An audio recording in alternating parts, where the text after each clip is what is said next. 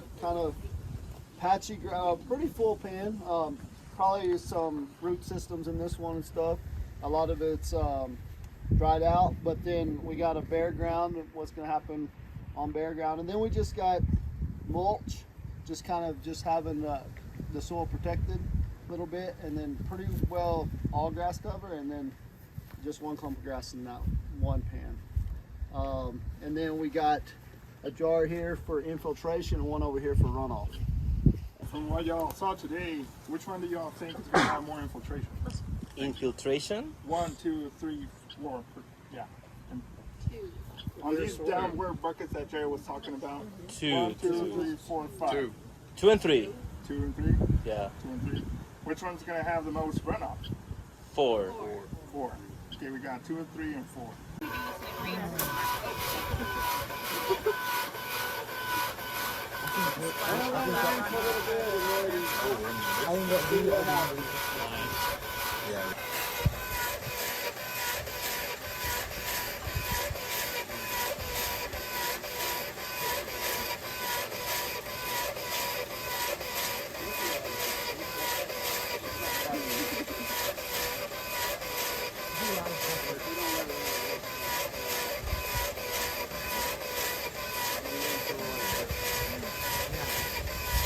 Pretty cool.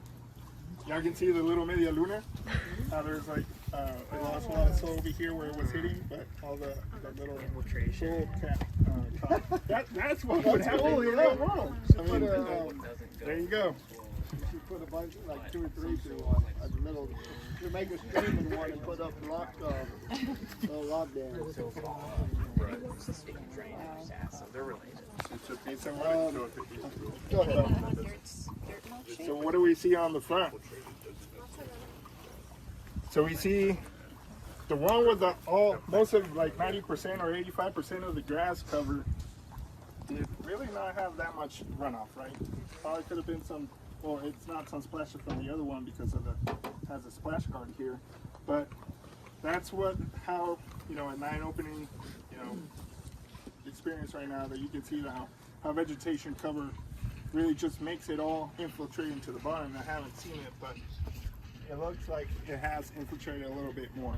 So keeping in mind that having a good vegetation cover on the landscape does help you infiltrate the water a little bit more. So all the things that we're doing, like good range management through cattle grazing, the trincheras, the media lunas, the brush weirs, everything that's slowing down that speed and the velocity of water going down from the sky to the ground, and just exploding those particles out of the soil.